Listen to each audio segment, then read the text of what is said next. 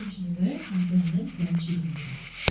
오늘과 같이 이렇게 귀하고 참 좋은 날이지만 여전히 코로나19로 인해서 많은 교회들이 오늘 이 시간 예배당의 문을 굳게 닫은 채 예배하지 못한다는 것이 참 비통한 일인 것 같습니다. 그렇지만 우리는 이렇게 소수의 무리가 모였지만 이 자리에는 우리뿐 아니라 성부, 성자, 성령 하나님께서 함께 하시고 또 천군 천사가 함께하는 자리므로 어느 때보다 더 기쁨의 마음을 갖고 감사 예배드리는 우리 모두가 되기를 주의 이름으로 축원드립니다.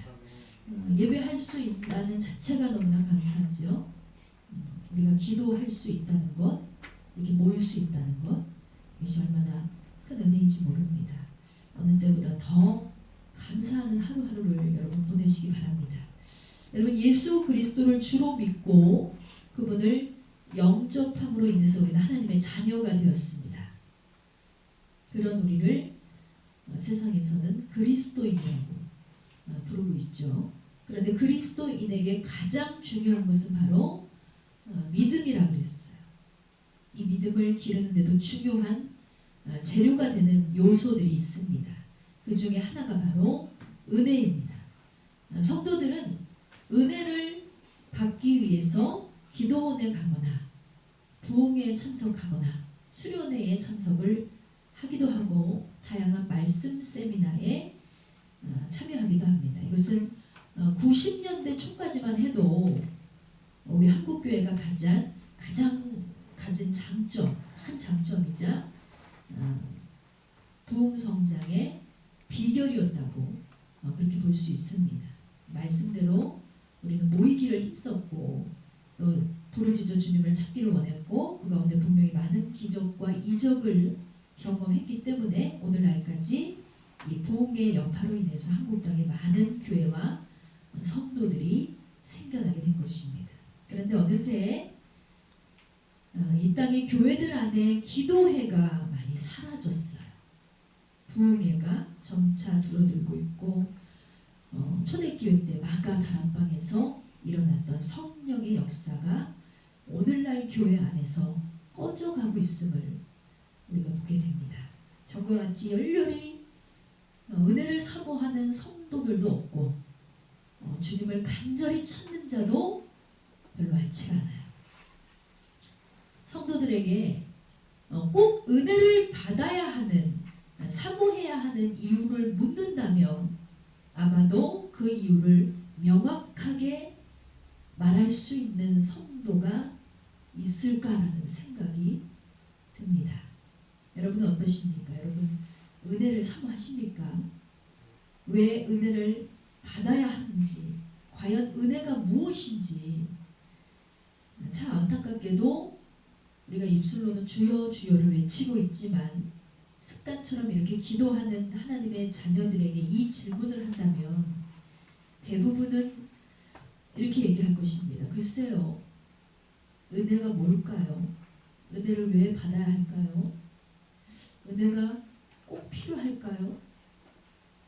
잘 모르겠네요. 생각해 본 적이 없어요.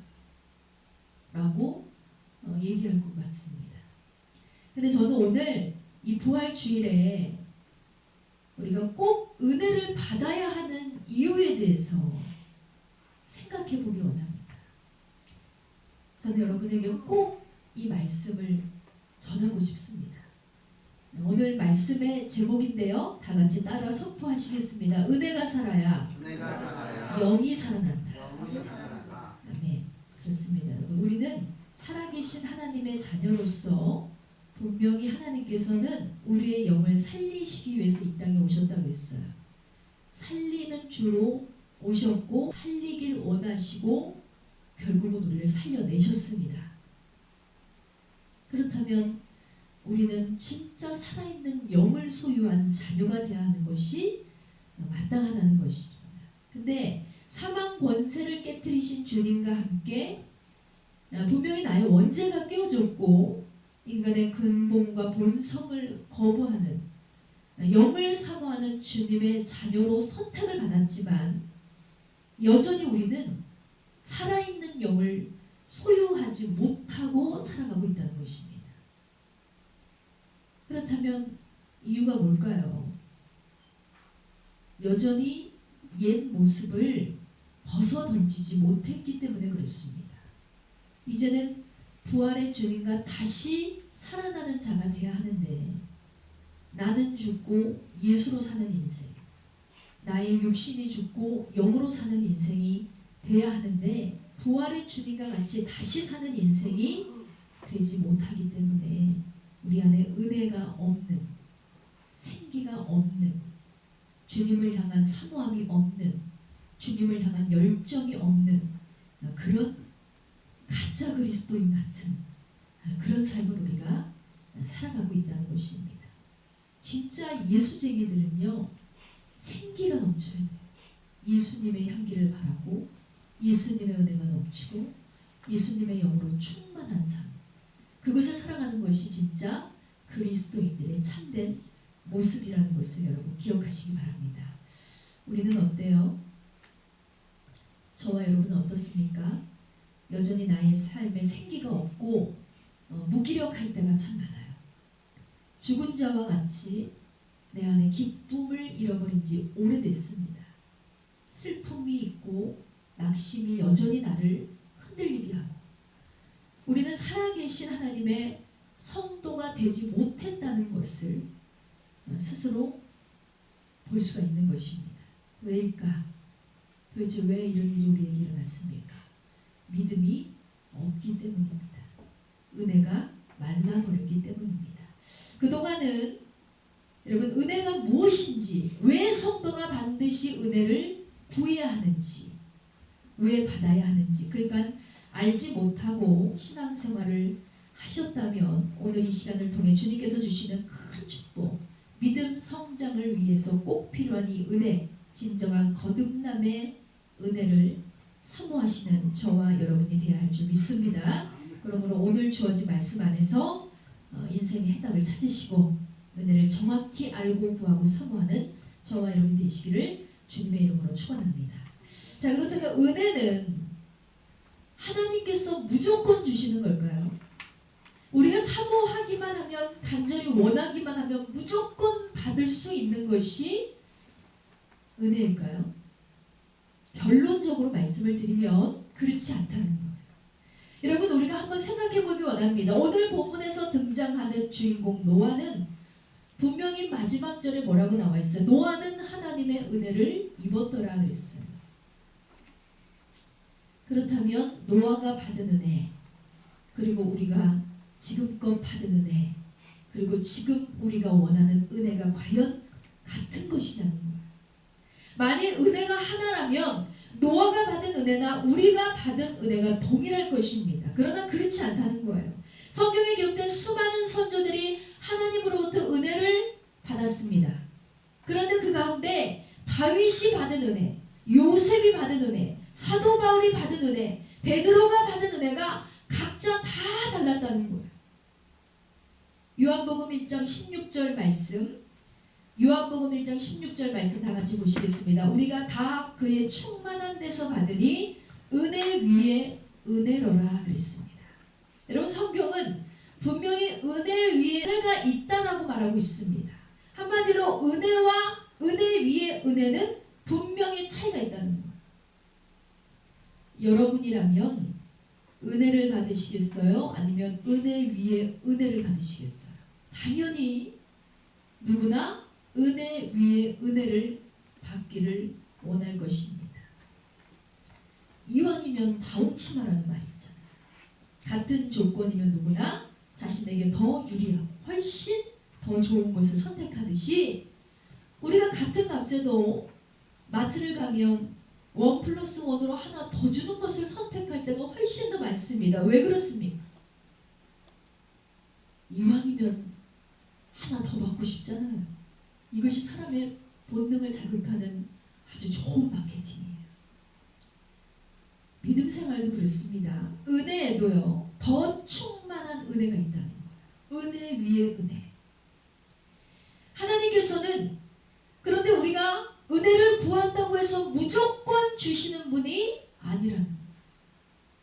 하나님께서 은혜를 주시는 자가 있고 그렇지 않은 자가 있습니다. 우리는 그동안 하나님께 기도했죠. 하나님, 나에게 은혜를 내려 주시옵소서. 나에게 은혜를 부어 주시옵소서 하면 하나님이 마땅히 나에게 은혜를 주시리라 믿었어요. 그런데 은혜가 쏟아지잖아요. 왜 그랬을까요?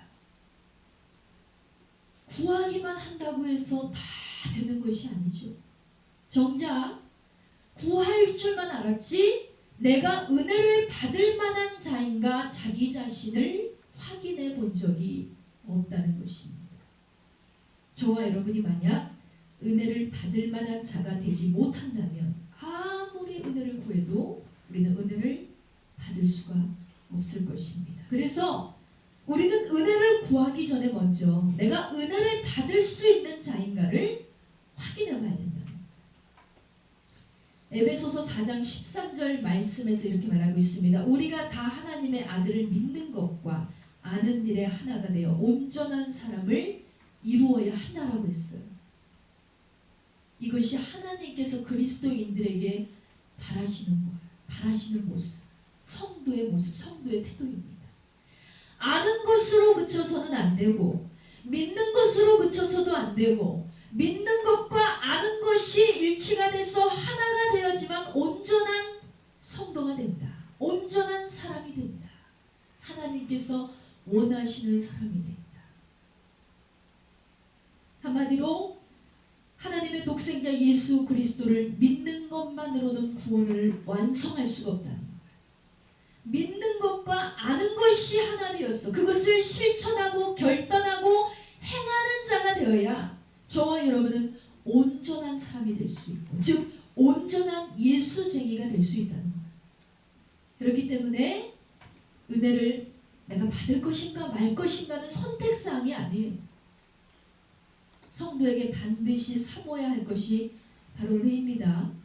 그런데 구하기 전에 은혜가 무엇이고 은혜를 왜 받아야 하고 은혜는 어떤 종류가 있고 은혜를 받기 위해서 내가 어떻게 해야 하는가를 확실하게 깨달아야 할 줄 믿습니다.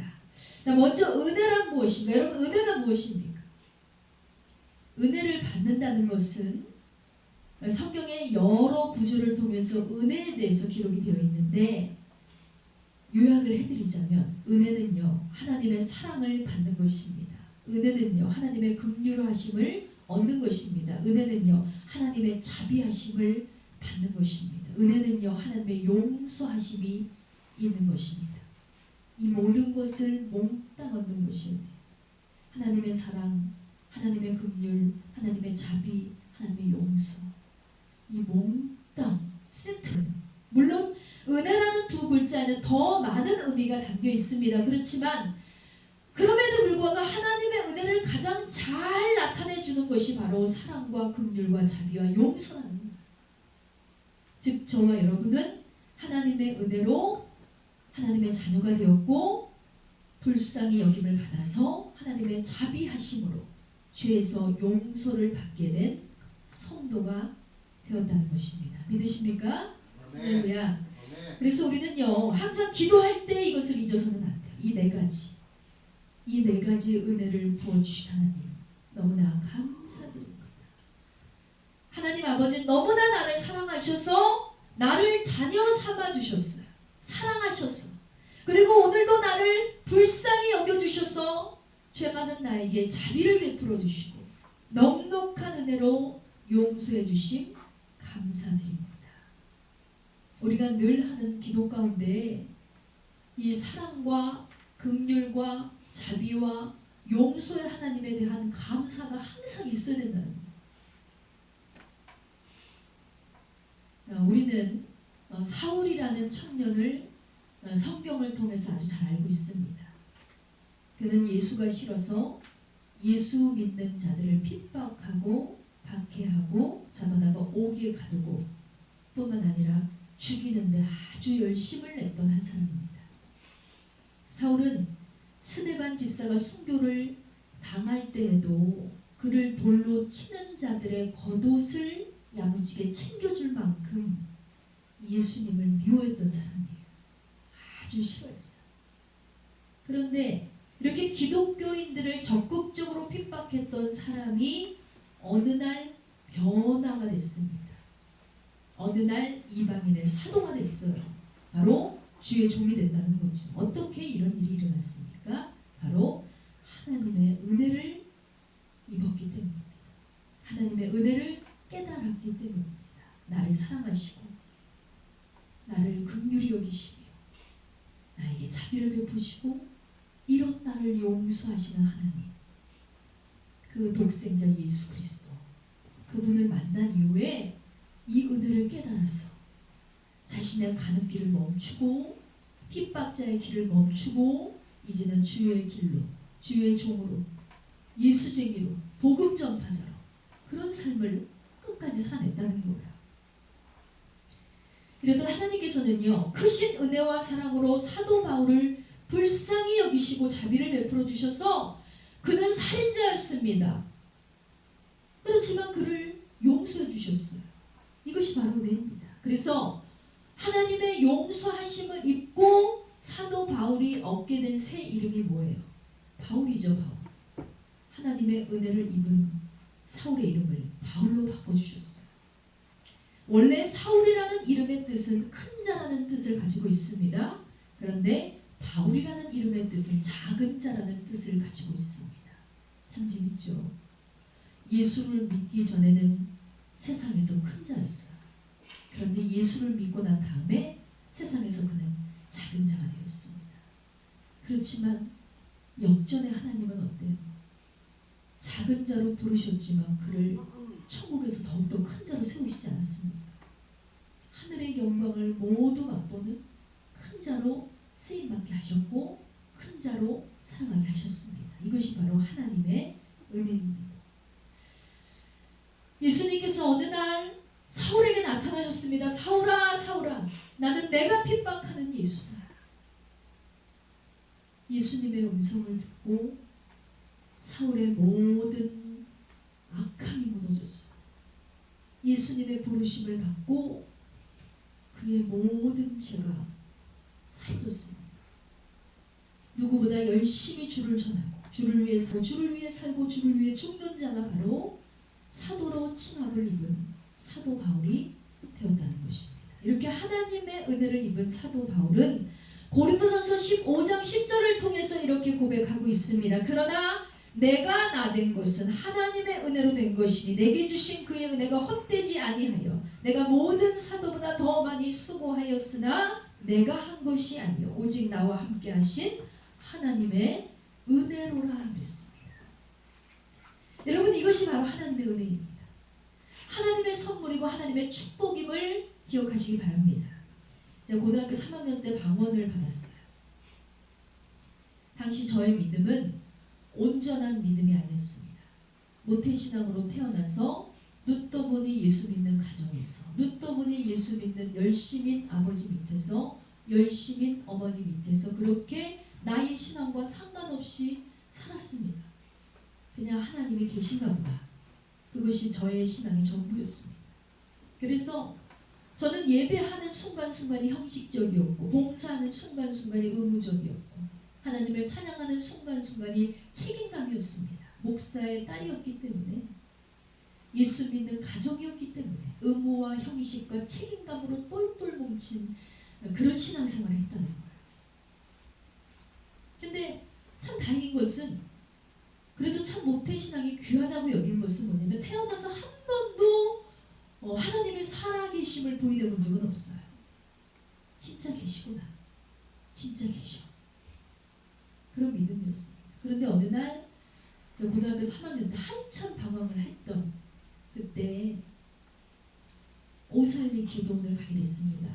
당시에 저희 교회 청소년들과 함께 오살리 기도원에 갔는데 미국계 출신인 스카플레너 목사님께서 그곳에서 청소년 집회를 하고 계셨어요.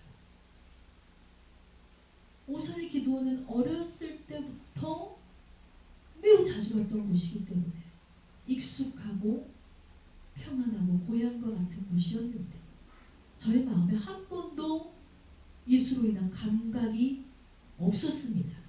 그런데 그날 스캇 블레너 목사님이 영어로 계속해서 찬양을 하시는데 처음에는 지루하다. 언제 끝나지? 너무 오래 하시네. 이런 생각들이 저의 마음을 장악했어요. 그런데 갑자기 그럼에도 불구하고 무릎을 꿇고 자리에 엎드려 있는 저에게 하나님께서 어떤 마음을 주시는 거예요. 뭉클뭉클 올라오는 마음. 이게 뭐지? 기도를 했어요. 기도를 하기 시작하는데 내 입에서 내가 알지 못하는 언어들이 터져나오기 시작했습니다. 그것이 바로 방언이었습니다. 혀가 막 꼬이고 눈물이 뚝뚝뚝뚝 떨어지는데 방언이 터졌어요. 여러분, 그때 당시에 제가 받은 것은 뭘까요? 하나님의 은혜일까요? 하나님의 은사일까요? 그때 당시에 제가 받은 것은 은혜가 아니었습니다. 은사였습니다. 방언의 은사. 여전히 방언을 받고도 저는 형식적인 신앙생활을 계속했습니다. 약 5년 정도를 계속했습니다. 여전히 나의 마음에는 그때 당시의 순간 외에 예수님에 대한 열정이 없었습니다. 그런데 25살이 되던 해 교회에서 작정기도를 시작했는데 어떠한 끌림에 의해서 제가 작정기도에 참여를 하게 됐어요. 그때 저의 형식적인 신앙생활이 깨졌습니다. 제가 막 기도를 하는데 똑같이 기도를 하는데 제 마음에 깨달음이 임하는 거예요. 죄가 막 생각나요.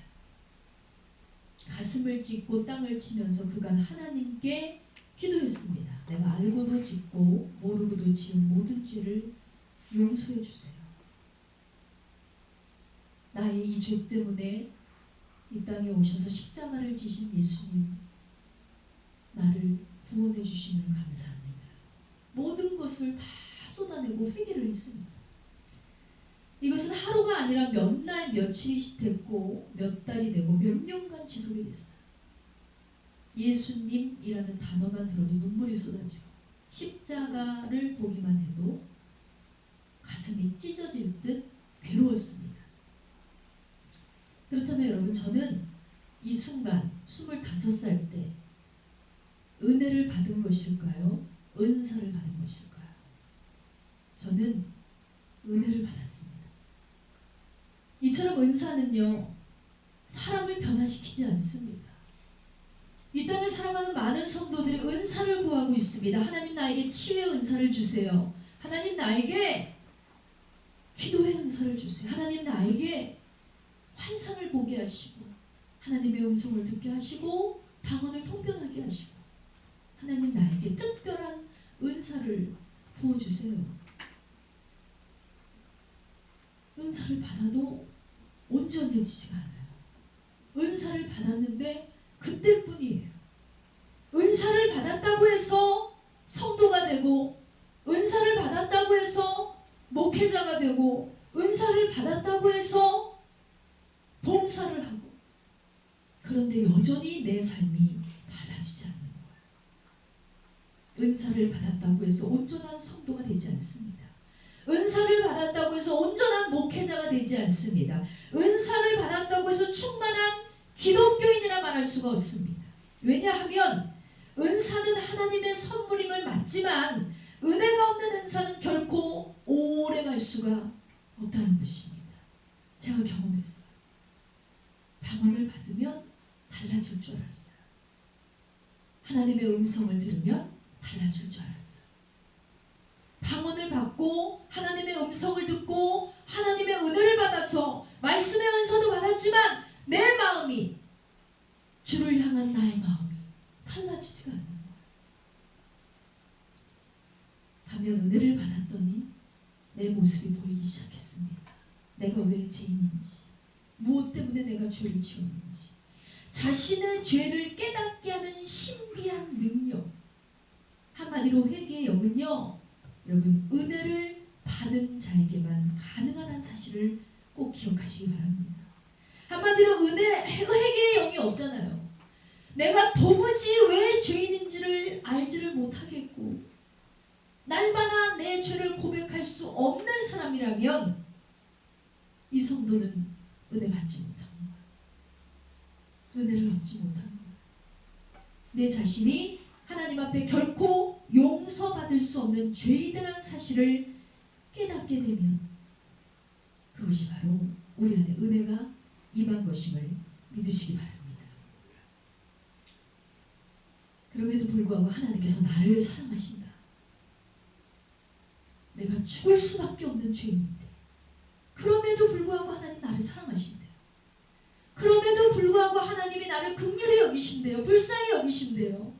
죽어 마땅한데 그럼에도 불구하고 하나님이 나에게 자비를 베푸시고 나를 용서해 주시겠대요. 여기까지 깨달아지면 어때요? 눈물이 없이는 예수의 이름을 부를 수가 없는 거예요. 눈물이 없이는 십자가를 바라볼 수가 없는 거예요. 이것이 바로 은혜입니다. 이렇게 하나님의 크고도 놀라운 은혜를 깨달은 성도는요, 그의 삶이 변화되기 시작합니다. 하나님과 너무나 감사하고 너무나 감격해서 지금까지처럼 살 수가 없는 거예요. 그래서 눈 뜨면 감사가 막 쏟아져 나옵니다. 만나는 자들에게 주님의 사랑에 대해서 참된 복음에 대해서 전하지 않고는 견딜 수가 없습니다. 이 은혜를 경험했어요. 사도 바울이. 그래서 그는 순교를 당하는 순간까지, 죽는 순간까지도 예수 그리스도의 복음을 전하다 죽었다는 거예요. 당연하게 하나님의 은혜를 깨달았기 때문에 그의 삶을 분명하고 확실하게 변화시키셨다는 것입니다. 그러나 반대로 은혜를 받지 못했다면 어떨까요? 은혜 받지 못한 성도는 자기 자신을 볼 수가 없습니다. 잘못을 해도 죄를 지어도 그것이 죄인지 잘못인지를 깨닫지 못하기 때문에 회개하지 않습니다. 변화되려고 노력하지 않습니다. 달라지지 않습니다. 수십 년 믿음 생활을 했는데도 달라지지 않는 성도가 있다면 은혜를 얻지 못했기 때문입니다. 교회 안에서 그가 집사가 되고 권사가 되고 장로가 되고 목사가 되고 달라지지 않아요. 말하는 것, 행동하는 것, 생각하는 것, 어느 것 하나도 달라지지 않아요. 직분을 받기 전이나 후나 그의 성품과 인격조차 달라지지 않는 것입니다. 왜 이렇게 달라지지 않아요? 성경을 몰라서일까요? 말씀을 잘 못 들어서 그럴까요? 분명히 기도도 하고 말씀도 읽고 예배도 드리는데 왜 달라지지가 않는 거예요? 바로 은혜를 얻지 못하기 때문입니다. 이렇게 은혜를 받지 못한 자에게는 여러분 하나님의 사랑, 긍휼, 자비, 용서하심이 없습니다. 회개도 없고 변화도 없지요. 문제는 삶이 거듭나지 않은 성도에게 과연 하나님께서 천국의 문을 열어주실 것이냐의 문제예요. 예수님께서는 바리새인 중에 한 사람인 니고데모에게 분명히 말씀을 하셨습니다. 요한복음 3장 3절 말씀에 진실로 진실로 내게 이르노니 사람이 거듭나지 아니하면 하나님의 나라를 볼 수 없느니라 그랬어요. 니고데모가 어떤 사람이에요? 열심이었어요. 율법주의자였어요. 충성했습니다. 남들이 보기에 아주 의롭게 복되게 그렇게 믿는 자였습니다. 그런데 예수님께서는 그런 니고데모에게 말씀하시죠. 진실로 진실로 거듭나지 아니하면 내가 하나님의 나라를 볼 수 없을 것이다. 그건 뭐예요? 구원받지 못한다는 거예요. 천국 갈 수 없다는 거예요. 그렇습니다, 여러분. 은혜는 이렇게 소중한 것임을 여러분 기억하시기 바랍니다. 성도에게 있어 하나님의 사랑을 입는다는 것, 성도에게 있어 하나님의 긍휼하심을 얻는다는 것, 성도에게 있어 하나님의 자비와 용서보다 더 값지고 소중한 것은 이 세상에 없다는 것입니다. 그러므로 은혜가 무엇인가? 왜 나에게 은혜가 필요한가? 정확히 기억하시고 구하시고 여러분 사모하시기 바랍니다. 앞서 말씀드렸다시피 은혜는 하나가 아니라 그랬어요. 은혜에도 여러 종류의 은혜가 있다고 했습니다. 하나님께서는 성도의 믿음에 따라 각각 다른 은혜를 부어주십니다. 야고보서 2장 17절 말씀 다 같이 보시겠습니다. 야고보서 2장 17절입니다. 이와 같이 행함이 없는 믿음은 그 자체가 죽은 것이라 그랬습니다. 행함이 없는 믿음은 곧 어떤 거라 그랬어요? 죽은 것이다. 죽은 믿음이다. 죽은 믿음을 가진 성도는 영적으로 죽은 자라는 거예요. 마태복음 7장에 나오는 주여 주여 하는 성도가 바로 영적으로 죽은 자다. 이 성도는 입으로는 주님을 사랑한다고 해요. 입으로는 주님을 간절하게 찾습니다. 그런데 사랑을 보여줄 만한, 증명할 만한 행함이 전혀 있지 않아요. 우리가 연인들로 사랑을 한다고 하잖아요. 맨날 입으로만 사랑한다고 그러고 행동이 하나도 없어. 뭐 꽃 한 송이를 사주나 맛있는 밥을 하나 사주나 아무런 행함도 없어요. 그러면 과연 그 상대방의 사랑을 믿을 수 있을까요? 믿을 수가 없어요. 죽은 믿음이란 그렇습니다. 성도의 믿음이란 그렇습니다. 행함이 있어야, 하나님께 증명할 만한 행동이 있어야 그것이 사랑임을 주님도 아시는 것입니다. 그래서 모든 성도에게 동일하게 하나님이 은혜를 베풀어 주시는 거예요. 그 성도의 믿음의 분량에 따라, 성도의 믿음의 행위에 따라 각기 다른 은혜를 부어주신다. 그렇다면 은혜의 종류는 어떤 것이 있느냐? 열왕기상 3장 6절 말씀에 보시겠습니다. 열왕기상 3장 6절 말씀에 큰 은혜에 관한 말씀이 나옵니다.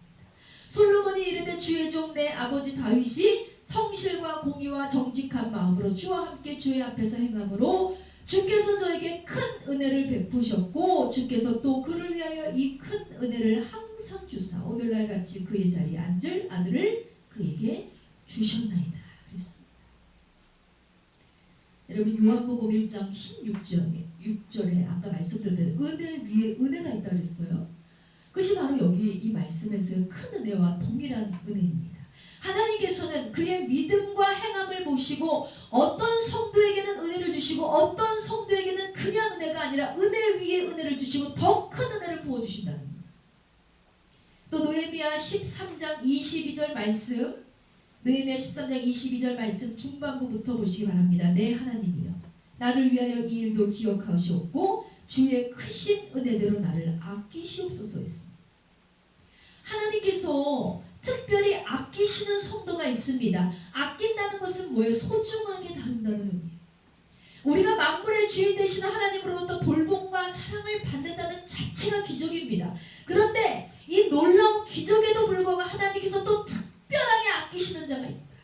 그런 자들에게는 긍휼과 자비율을 더욱 충만히 공급하셔서 그가 실수를 할지라도 잘못을 할지라도 보듬어 주시고 피할 길을 주시며 용서해 주신다는 겁니다. 크신 은혜입니다. 얼마나 큰 은혜예요.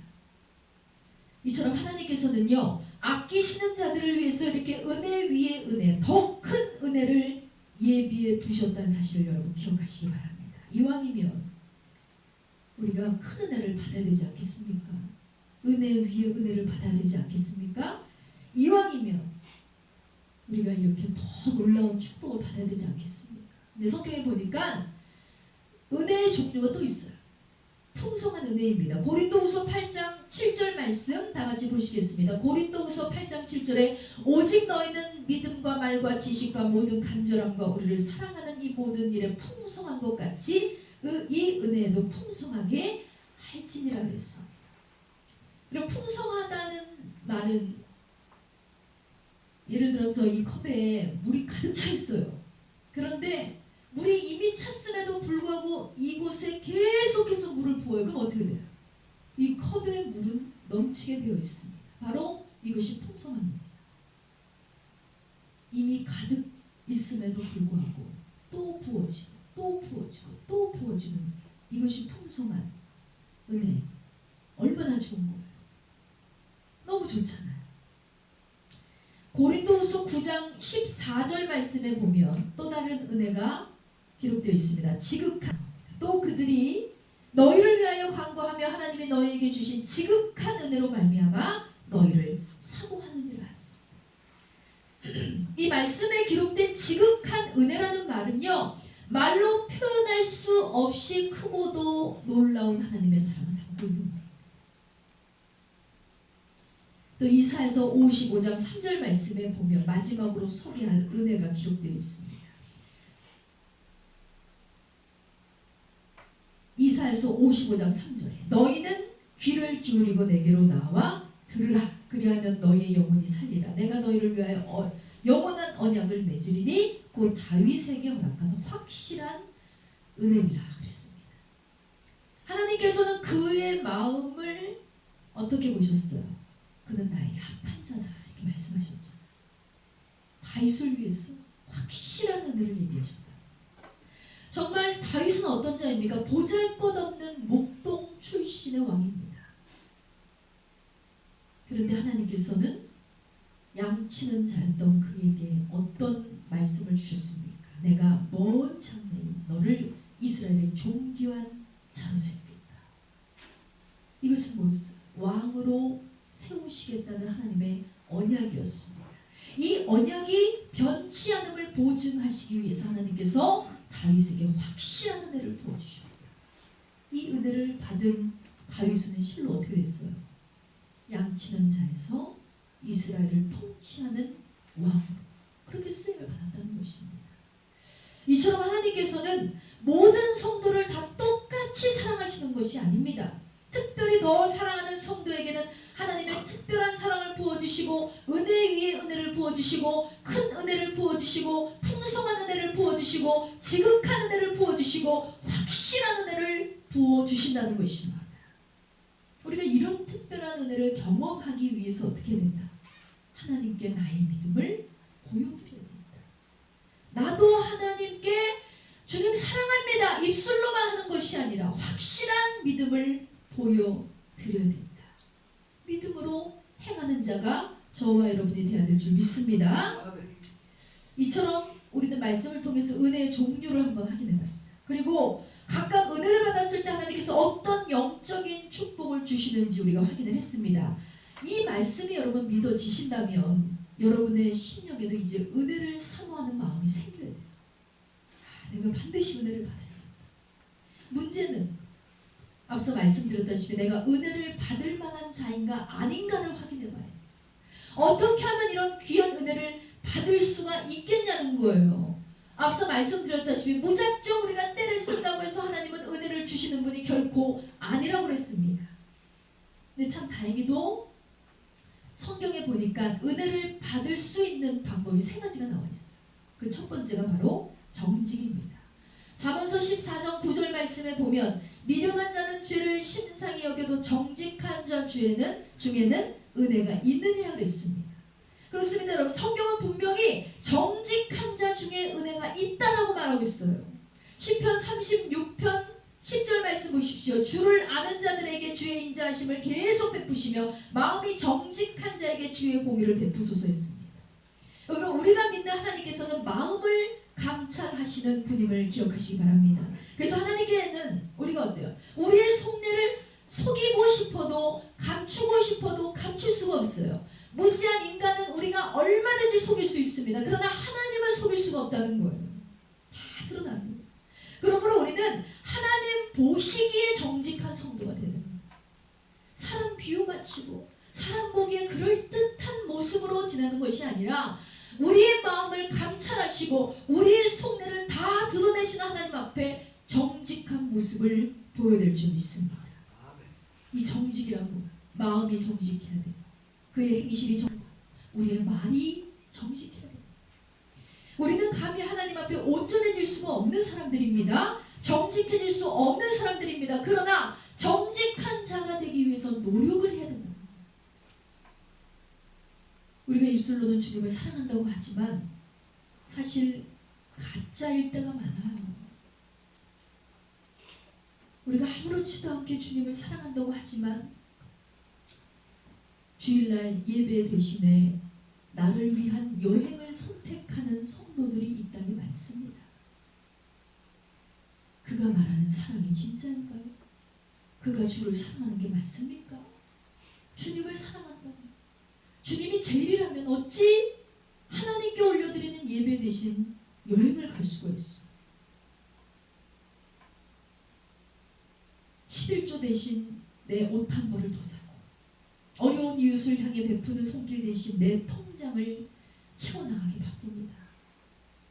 주님을 사랑한다고 하지 정작 주님을 위해서 하는 것은 아무것도 없어. 이런 자들의 마음이 과연 정직한 자의 마음일까요? 이런 사람들의 마음이 과연 우리의 마음이 아닌가? 저와 여러분이 확인해 보길 바랍니다. 또한 행실이 정직하다는 건 뭐예요? 잠언서 13장 6절 말씀 보시기 바랍니다. 공의의 행실이 정직한 자를 보호하고 악은 죄인을 패망하게 하느니라 했습니다. 우리의 마음이 정직해지면 그의 행위도 정직해지기 마련입니다. 성도 중에는 교회 안에 있을 때와 교회 밖에 있을 때의 모습이 전혀 다른 사람들이 있어요. 교회 밖에서는 세상 사람들과 다를 바 없이 살아요. 세상의 가치관을 따라, 세상의 행동을 따라 살아요. 그렇게 살아가는 자는 참 많습니다. 누가 봐도 이런 사람들은 뭐예요? 예수 믿는 자로 보이지가 않는 거예요. 구분이 안 돼요. 그런데 믿는 사람들도 깜짝깜짝 너 교회 다녔어? 교회 다니는지 몰랐는데. 그런 얘기를 들었던 사람이 바로 저입니다. 맨날 소문만 났어요. 목사 딸이래, 학교에서. 그런데 예수 믿는 자 같지가 않아요. 예수 믿는 사람처럼 행동하지 않고 말하지 않고 마음 먹지 않습니다. 항상 친구들이 의심했어요. 야, 소문 아니야? 너 진짜 목사님 딸이야? 은혜 받기 전에 저의 모습이 그랬어요. 누가 봐도 예수 믿는 자처럼 보이지 않았습니다. 교회 안에서와 세상에서의 모습이 너무나 달랐기 때문입니다. 예수로 인해 거듭나기 전 저의 모습은 정직하지 않았어요. 비정직한 모습으로 살았습니다. 그런데 내 안에 예수님이 찾아오셨는데 내가 만난 예수님이 너무나 정직하신 거예요. 진실하신 거예요. 그 예수님을 만난 이후로 그렇게 살 수가 없더라고요. 예수님의 정직함이 내 안에 임하니까, 그 정직함이 내게 은혜로 임하니까 내가 더 정직해지길, 더 의로워지길 원하는 그런 성도가 됐습니다. 그래서 세상에서 예수쟁이답게 살게 하시려고 하나님은 제가 목회자가 된 후에도 세상에서 정직하게 살아가도록 훈련하시기 위해서 16년간 일하면서 살게 하셨잖아요. 나의 모습을 제대로 볼 수 있게 하시려고. 여러분, 이것이 바로 은혜입니다. 우리가 지켜내야 할 정직, 이것은 마음도 정직해야 되고 행동도 정직해야 되고 말도 정직해야 된다고 했어요. 예를 들면 그런 거예요. 어느 날 단위에서 선포되는 설교가 내 이웃을 내 몸과 같이 사랑하라 그랬어요. 어떤 성도가 그 설교를 듣고 아멘 주여 믿습니다 막 그랬습니다. 그런데 정작 그 성도는 아멘 주여 믿습니다, 내가 그렇게 행하길 원합니다, 내가 그렇게 살기를 원합니다 선포했지만 그의 삶에는 늘 미움이 있어요. 나를 힘들게 하는 엄마에 대한 미움, 나를 괴롭게 하는 남편에 대한 미움, 나를 질투나게 하는 내 친구에 대한 미움이 끊임없이 그의 마음을 장악해요. 정작 아멘이라고 말했지만 그는 절대로 형제를 사랑하지 않습니다. 더욱이 나에게 해를 끼치고 질투가 나게 하고 모함하는 형제는 더 미워하고 증오하는 거예요. 이런 성도의 마음에 품고 있는 생각과 입술의 고백이 어때요? 다릅니다. 달라요. 말로는 정직을 선포하고 있지만 그는 정직하게 살고 있지 않다는 거예요. 여러분, 하나님께 은혜를 받는 일을 절대로 가볍게 생각하지 마세요. 마음이 정직하지 않고 행실이 정직하지 않고 말이 정직하지 않은 자는 결코 하나님의 은혜를 받을 수 없다는 사실을 기억하시기 바랍니다. 그러므로 우리가 하나님의 사랑과 하나님의 긍휼과 하나님의 자비와 하나님의 용서를 얻기 위해서는 먼저 정직한 성도가 자가 되어야 할 줄 믿습니다. 아멘. 두 번째로 우리가 은혜를 얻기 위해서 실천사항은 바로 겸손한 자가 됩니다. 이 땅에 겸손의 왕으로 오신 예수 그리스도. 베드로전서 5장 5절은 이렇게 말씀하고 있습니다. 젊은 자들아 이와 같이 장로들에게 순종하고 다 서로 겸손으로 허리를 동이라. 하나님은 교만한 자를 대적하시되 겸손한 자에게는 뭘 주시다 그랬어요? 은혜를 주시느니라. 또 잠언서 3장 34절 말씀 보시겠습니다. 진실로 그는 거만한 자를 비우시며 겸손한 자에게 뭘 주신다 그랬어요? 은혜를 베푸시느니라 그랬어요. 결론적으로 하나님의 은혜를 얻기 위해서 성도는 겸손한 자가 되어야 될 줄 믿습니다. 성경에 기록된 겸손이란 뭐예요? 나보다 상대방을 낮게 여기는 것입니다. 나의 유익보다 상대방의 유익을 먼저 생각하고 나의 입장보다 상대방의 입장을 먼저 생각하고 다른 사람에게 인정받고 환영받고 섬김을 받으려고 하는 것보다 내가 먼저 사랑하고 내가 먼저 이해하고 내가 먼저 용서하고 내가 먼저 섬기는 그런 자의 모습으로 겸손한 자의 모습이라는 것입니다. 또 잠언서 15장 33절에서 겸손은 종귀의 앞잡이다 그랬어요. 또 잠언서 29장 23절은 마음이 겸손하면 영예를 얻는다 그랬습니다. 마음이 겸손하면 영예를 얻는다. 이 밖에도 겸손한 자를 하나님께서 붙드시고 겸손한 자를 구원으로 아름답게 하신다고 성경 구석구석을 통해서 겸손한 자를 기뻐하시는 하나님을 우리는 확인할 수 있는 것입니다. 더 확실한 건 뭐예요? 겸손한 자에게 부어주시는 은혜가 놀랍다는. 반면에 교만한 자는 하나님이 어떻게 하신다 그랬어요? 교만은 패망의 선봉이다. 교만한 자는 하나님의 심판을 받을 것이다. 하나님이 교만한 자를 미워하신다. 교만한 자는 하나님 결코 용납하지 않으신다고 분명히 성경은 기록되어 있습니다. 여러분, 하나님께서 교만한 자를 얼마나 미워하시는지 올바로 깨달으시기 바랍니다. 그러므로 우리는 뭐예요? 겸손한 자가 되었어.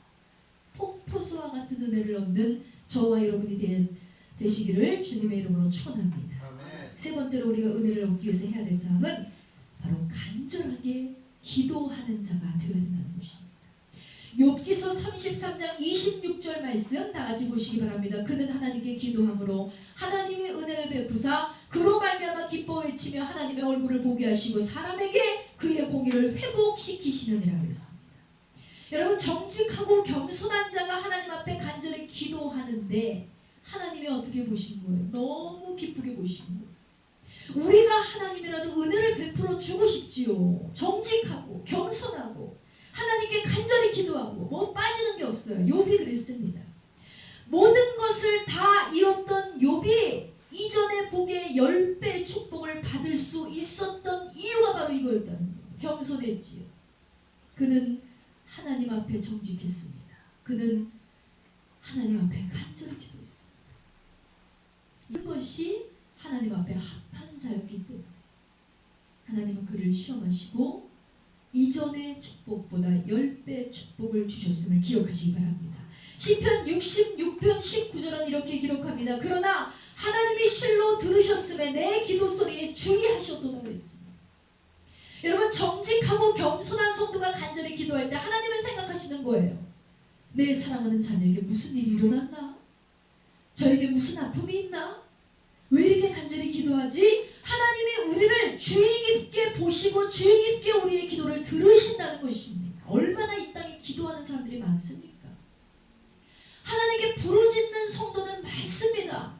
그런데 하나님은 누구에게 먼저 복을 주실 것인가, 누구에게 은혜를 끼칠 것인가를 어떻게 결정하신다고 그랬어요? 정직하고 겸손하고 간절히 기도하는 자, 이런 자를 찾아서 복을 주신다는 사실을 여러분 기억하시기 바랍니다. 그래서 이런 자들은 어떤 은혜를 받아요? 시편 60편 5절 말씀입니다. 주의 사랑하는 자를 건지시기 위하여 우리에게 응답하서 오른손으로 구원하소서 했습니다. 바로 간절한 기도에 귀를 기울이신 하나님께서 이 모든 것이 합한 성도에게 사랑하는 자를 문제로부터 건져주시고 질병으로부터 건져주시고 고난으로부터 건져주시고 괴로움으로부터 건져주시고 오른손으로 우리를 구원해주시고 응답하신다고 분명히 말씀하고 있어요. 이와 같은 응답이 우리 은혜교회 성도들 저와 여러분에게 임하게 될 줄 믿습니다. 성경에는 정말 수많은 선조들의 눈물의 기록이 기록되어 있습니다. 그래서 저는 정말 간절히 기도했어요. 여러분, 한나의 기도를 아십니까? 하나님께. 그는 자식이 없어서 고통받았다고 했어요. 그래서 하나님께 간절히 기도해서 얼마나 간절히 기도했으면 마치 한나가 술에 취한 듯 했다고 했어요. 그러나 그는 술을 먹지 않았어요. 그만큼 고통스러운 자신의 마음을 솔직하고 진실하게 하나님께 고백했을 때 결국 어떻게 됐습니까? 한나는 자식을 얻게 됐습니다. 한나가 낳은 자식이 누구예요? 사무엘 선지자. 시대적 선지자, 위대한 선지자, 이스라엘의 지도자로 섰던 사무엘 선지자를 낳게 되었음을 믿으시기 바랍니다. 절대로 하나님은요 헛으로 우리의 인생을 허비하게 내버려 두지 않으세요. 이루어 주신다는 거예요. 이루어 주세요. 또 죽음을 눈앞에 뒀던 히스기야의 기도를 우리는 기억합니다. 히스기야는 하나님께 눈물을 뿌려서 간절히 기도를 했더니 하나님께서 어떻게 하셨어요? 그의 기도를 받으시고 그의 생명을 15년이나 연장시켜 주셨다고 했습니다. 이것이 바로 은혜입니다. 또 요나를 통해서 심판의 경고를 듣게 된 느니의 왕과 백성들은 어때요? 주저하지 않고 요나의 심판의 경고를 듣는 순간 그들은 곧장 하나님 앞에 자신들의 죄를 회개했습니다. 왕을 비롯해서 짐승들까지 전부 베옷을 입고 죄를 무릅쓰고 물조차 마시지 않은 채 간절하게 금식 기도를 했다고 했어요. 그랬더니 어떻게 됐어요? 하나님께서 저들에게 긍휼을 베푸시사 용서하셔서 니느웨 성을 멸망당하게 내버려 두지 않으시고 저들을 살려주셨음을 여러분 기억하시기 바랍니다. 이와 같이 하나님께서 베푸시는 은혜는 크고도 놀랍습니다. 하나님께서 베푸시는 은혜는 너무나 감동적인 거예요. 자, 말씀의 결론을 맺겨납니다. 사랑하는 성도 여러분, 오늘날 우리가 사는 세상은 하나님의 심판을 두려워하지 않습니다. 하나님의 심판을 두려워하지 않기 때문에 많은 성도들은 하나님이 주시는 은혜에도 관심이 없습니다. 그러나 분명한 것은 성경은 거짓말을 하지 않는다는 것이고 하나님은 살아서 오늘 이 시간에 분명하게 역사하시는 분이라는 것입니다. 하나님께서 이 땅을 심판하러 분명히 오실 것이고 그 누구도 피할 수는 없다는 겁니다. 주님이 다시 오시는 날 환난 속에 남겨져서 슬피 울며 이를 갈며 후회할 것이냐, 아니면 노아와 같이 구원받고 건진받는 자녀가 될 것이냐, 에녹과 같이 엘리야와 같이 들림받는 성도가 될 것이냐는 바로 저와 여러분의 믿음에 달려 있다는 것입니다. 그러기 위해서 우리가 어떻게 된다고요? 믿음을 키워나가려면 은혜를 반드시 받아야 됩니다.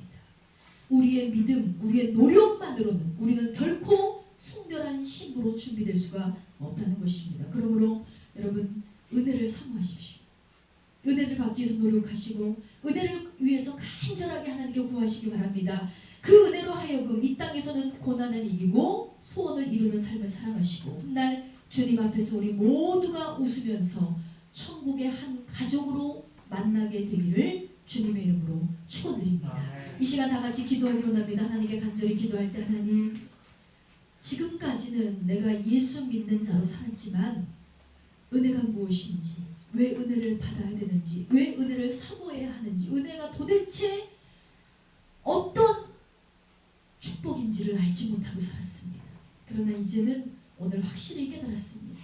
하나님, 우리 모두에게 정직한 자가 되게 하시고 겸손한 자가 되게 하시고 간절히 기도하는 자가 되게 하셔서 은혜 위에 은혜를 받게 하시고 더 큰 은혜를 받게 하시고 지극하고 풍성하고 확실한 은혜를 받을 수 있는 우리 모두가 되게 해달라고 이 시간 주여 삼창하시고